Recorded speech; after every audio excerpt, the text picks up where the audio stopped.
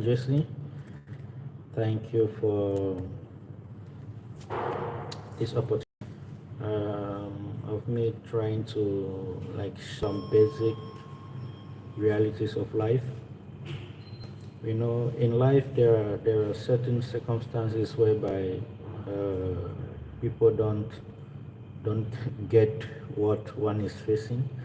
They think at all moment one is always fine, but that's not always the case. You know,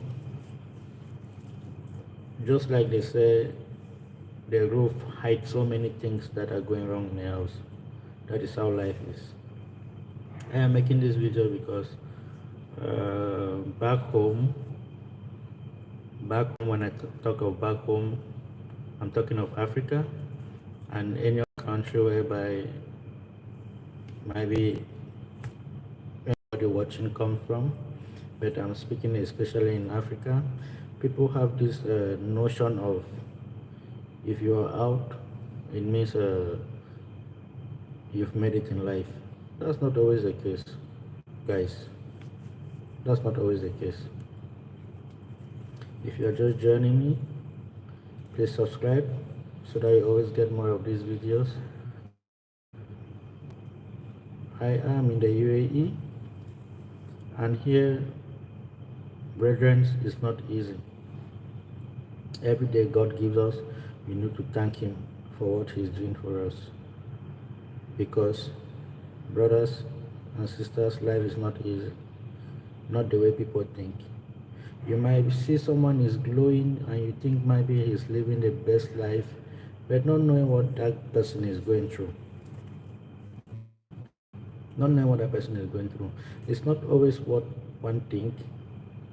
Not until you're in the person's shoes, then you know that what that person goes through is hell. Yeah, it's hell. Because you cannot believe maybe you're somewhere. For instance, I take my case, I'm in the UAE. Before I could have a job, my brothers and sisters, it was talk of war.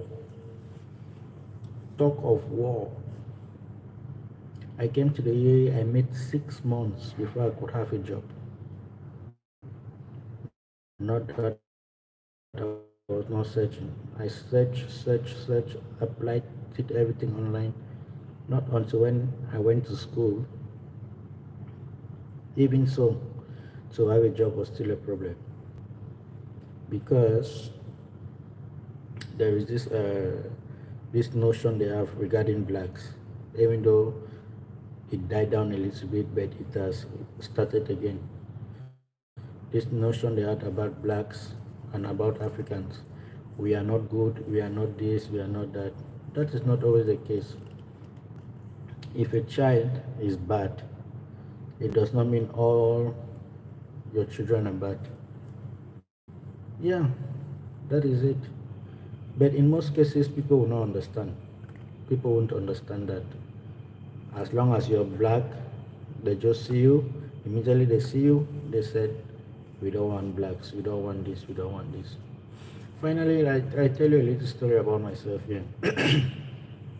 I met, I got to have a company, even though it was fake. They asked me to present my documents I had in school. I presented them, then they told me I was supposed to pay for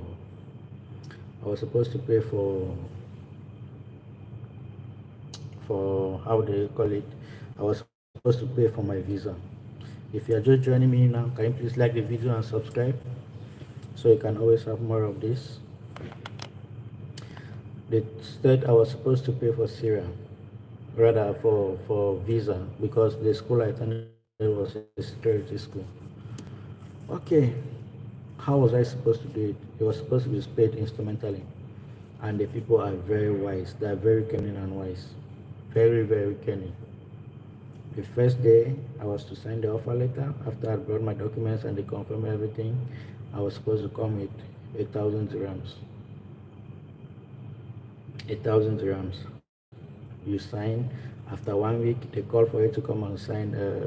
What did they call that thing? They call it labor.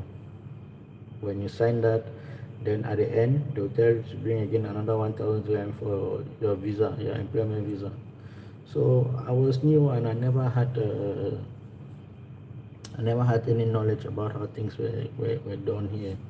I was just so much excited. After some while, I know I had a job, and finally I got this opportunity. God so kind. I had an aunt here who supported me in the financing and everything. Even the school fees, she's the one who paid for me. And I'll always be recognized in everything I do. Brethren, I gave that money to my greatest shock. Those people were scammers. They were scammers. At the end of the day, I never got a job with them. I almost committed suicide. Okay, I almost committed suicide. Thinking of my parents back home, I said, if I do this thing, how would they think of me? The first suicidal person to commit suicide in the family is never heard in our family.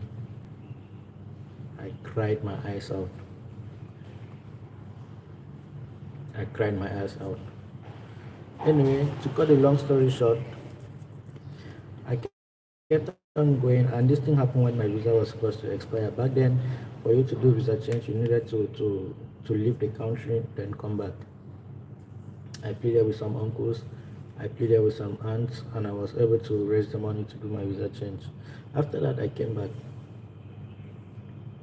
searching for a job still, and finally, God blessed me with a job.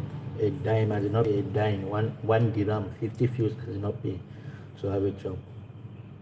So there are moments whereby life will torment you in such a way that you feel like giving up. Don't give up, my brothers and sisters. Don't give up. At the end of the tunnel, there is always bright light. There is always bright light. I'll be coming back to continue with this story. Thank you so very much for giving me your attention. Please like our video and subscribe. We shall have part 2 shortly. Thank you.